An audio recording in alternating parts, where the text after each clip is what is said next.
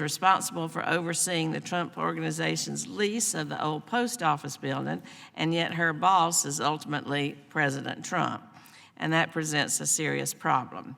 It's one that could have been prevented if the president had divested from his business interest in the Trump International Hotel or put them in a blind trust like every modern president before him. Instead, President Trump is the single largest beneficiary of the Trump Organization's hotel in Washington. He makes money when people stay there, and he loses money when people don't.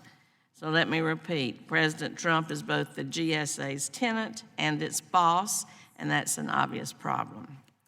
Perhaps then it's no surprise that Administrator Murphy's agency has refused to turn over documents that were subpoenaed by this committee that would help us determine, one, whether the president's following the Constitution, and two, he's complying with the terms of the lease.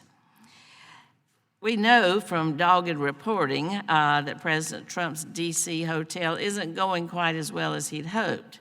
While it's being propped up by foreign governments, corporate executives, and lobbyists looking to curry favor, that apparently isn't enough because the Trump Organization has now announced it's looking to sell its lease.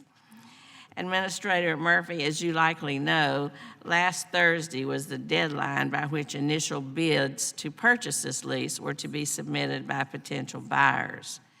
The Trump Organization is asking for $500 million for this lease, which is by far more per room than any other luxury hotel here in Washington to date.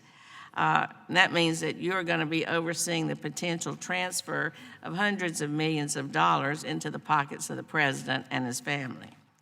Given the myriad of issues and concerns raised by the execution of this lease from the outset, I want us to make sure that the GSA and this committee have a clear understanding of the process moving forward, and that we're not going to be repeating the significant mistakes of the past.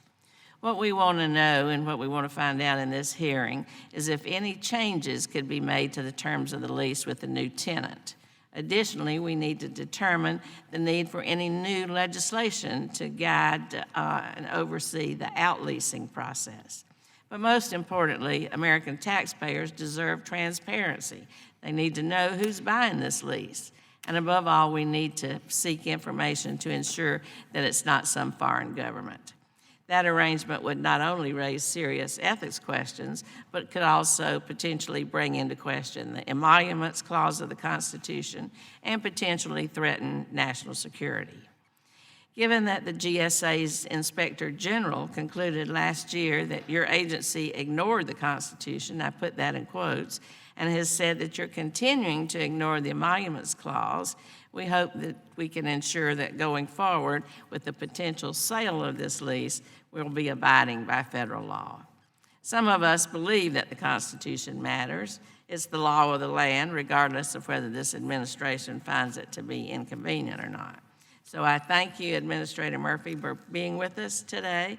I thank you in advance for being willing to answer our questions. And now I'll recognize Ranking Member Pence for an opening statement of 5 minutes. Thank you, Chairwoman.